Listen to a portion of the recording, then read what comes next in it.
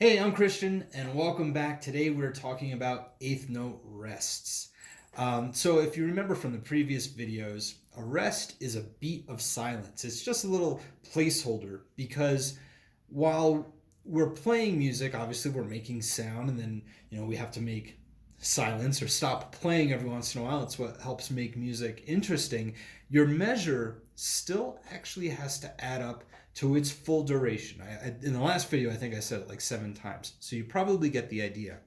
So to indicate that we're not playing, but we're still kind of keeping time, we use what is called a rest.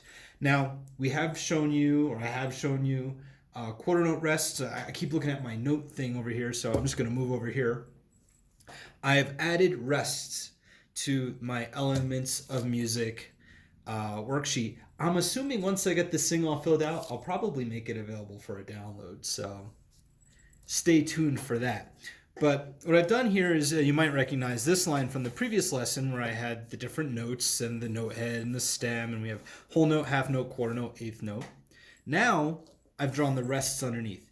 We're going to start with the whole note because we actually haven't run across a whole note rest yet, but you might as well get the full education.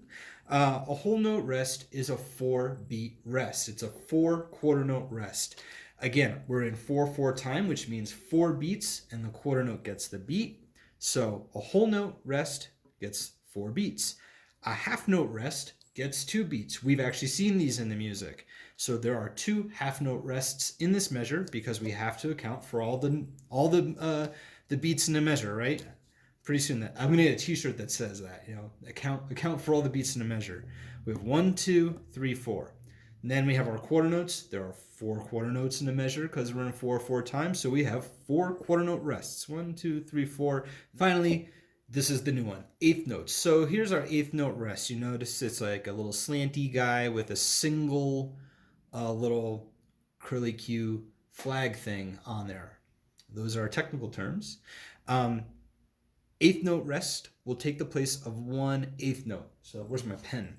So it's one of these equals that guy, just 1. So to account for a full quarter note beat, you do have to have 2 of them. Okay, so that's a beat, that's a beat, and that's a beat. So 1, 2, 3, 4. You do have to have 2 of those for every quarter note. Now, I'm going to show you a quick little trick I guess I learned to help you quickly identify whole notes and half notes, rests. First off, it probably should be easy because a whole note rest will be the only rest in the measure, and a half note rest there'll be at least 1 or 2 if they're present.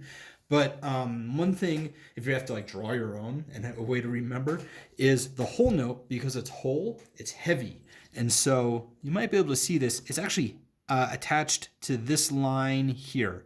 It hangs because it's heavy, so it's kind of like hanging down and pulling down. A half note isn't as heavy. It's half as heavy.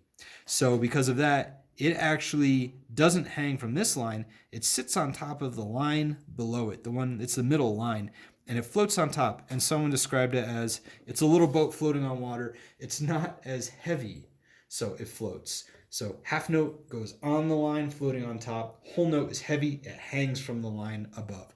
Quarter notes, I don't even know what that symbol is. And eighth notes, again, it's a flag with a slash. That's important to note because as we get into more complex rhythms, the rests actually look like variations of the eighth note rest. So it's kind of like a pattern. Same with the drawing of the eighth note with a flag and a beam. That continues as we get more complex. So does the drawing of the eighth note rest. So I'm going to try to keep this lesson actually fairly quick because the last one was so long. And we really did cover a whole lot in that lesson. So we're looking at page 12 in Joel Rothman's teaching rhythm. I got to figure out a way to get these pages on camera better. But I don't think I'm going to use a metronome for this. If you go back to that eighth note lesson we just did, we still would like to count our subdivision out loud. It's really important. And right out of the gate on this first measure, this is where it really shows that you need to count this subdivision. If we're counting, here's our quarter note, right? 1 and 2 and 3 and 4 and. Remember what I had just said is that you need 2 eighth note rests to count for a quarter note. Well, you can start mixing and matching. And that's what they've done here on beat 4. This is what Joel has done on beat 4. He's got 1/8 note rest and 1/8 note being played. So if I'm going to count this, I'll count it nice and slow. Tap it on my trusty knee drum right here. What we're actually doing is that beat of silence is only an 1/8 note long. It is pretty quick. It's relatively quick. Not pretty quick. It's relatively quick. So what you'll hear as we play this, 1 and 2 and 3 and 4 and 1 and 2 and 3 and 4 and 1 and 2 and 3 and 4 and 1 and 2 and 3 and 4 and 1 and 2 and 3 and 4 and 1 and 2 and 3 and 4 and 1 and 2 and 3 and 4 and. So it's really important to keep counting, because now we have that shorter duration space. We're not waiting for a whole beat. It's not going to line up right on the click. It's going to be in between the click. Maybe I should play a click and play a little bit. I was counting out loud, and I think that's helpful, but hearing the click might really, really send it home for you. So 70, our favorite tempo so far. And I'll just play this a little bit more. 1 and 2 and ready and go. And 1 and 2 and 3 and 1 and 2 and 3 and 1 and 2 and 3 and 1 and 2 and 3 and 1 and 2 and 4 and 1 and 2 and 3 and 4 and 1 and 2 and 4 and 1 and 2 and 4 and. So again, those 8 notes are going to line up right in the middle. You have to keep counting out loud. I noticed here he changes the beaming, and that's important. So you can see the beaming as a single 1/8 note rest and then a single 1/8 note with a flag. Here it's a single 1/8 note rest and then the beamed 1/8 note. So again, these actually sound exactly the same. They're written 2 different ways to get you used to seeing all the different ways that you can play this. Now the other thing to note is he says we have 1/8 note rest on the downbeat. So we have a new concept here. Downbeats, and then a little bit later, where does he start? Yeah, right here on page 16, upbeats. Okay, downbeats and upbeats. When you're counting your 1 and 2 and 3 and 4 and when you're counting those 1/8 notes, there's it's kind of like lingo, I guess. Your downbeat is any beat that lands on the number, right? So if you're counting 1 and 2 and 3 and 4 and your downbeats are the numbers and they line up with the click. 1 and 2 and 3 and 4 and. You see, kind of naturally, I already start doing this motion. Your and is considered the upbeat.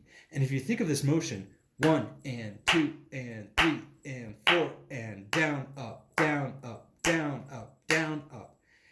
That's kind of like this concept that has developed. Downbeats and upbeats. Now, you can also consider the downbeat of a measure as like an important idea. So at the beginning of each measure, when you count 1, it's kind of like a little bit of a stronger downbeat than the others. And those are things that we'll talk about a little bit further in future lessons. But the idea here is that we have a pulse now, and we're describing the pulse as a downward feeling, and the spaces in between the pulse as an upward feeling. And so again, we're talking about music, feeling, I guess emotion. These are kind of things that music wants to describe and make us feel. But again, it's kind of, it's just ink on paper. How does it describe that? So it goes back to that idea of music being kind of an imperfect way of describing a feeling or an emotion. So again, we start to put these ideas into words. Downbeats, upbeats. Okay, a downbeat kind of feels heavier, and an upbeat feels light, pulls us back up. So starting with page 12, we have, is that the right? Yeah. Page 12, we're starting with 1/8 note rest on the downbeat. That means on this whole page of music, there's only 1/8 note rest in each measure, and it will be on a downbeat, means it will be on a number, which makes it a little bit easier because you don't play and you'll hear your click pop through. It'll be like 1 and 2 and beep and 4 and 1 and 2 and beep and 4 and. That's great. It's a good reference. Page 18, because it's actually a long section. Page 18, we're adding eighth notes on the upbeat. I actually think, let me see something here. He might have made a mistake. Yeah, page 16, he says 3 eighth note rests on the upbeat. They're actually on the downbeat. Those rests are on the downbeat. So I'll have my manager, my people will call his people and let him know. Page 18, now the rests are on the upbeat. And what you're going to notice with the rest on the upbeat is even though it's written as an eighth note and then an eighth note rest, audibly, it'll sound the same as just playing quarter notes for those beats. So it's something to think about, and it's why it's important to keep counting out loud and subdividing. Page 25, another summary in 3/4 and 5/4 time. And, ooh, I see we have a new element of music, right? That's the first time we're seeing this guy. Okay. Lucky you. On page 25, in the summary in 5/4 time, we have this guy. Do you see that there? Maybe I should get nice and close. I think I was planning on doing a separate lesson on this, but it's here now. We're doing it. This is a single measure repeat. It looks like a percent sign. And what this means is if you play this measure here in 5/4, when you get to this, you actually repeat just this measure and then you move on. So, in this summary, you would play through this whole thing, blah, blah, blah. You get to this, you repeat this measure, then you go to here, get to this, you go all the way back. So then you repeat the whole thing.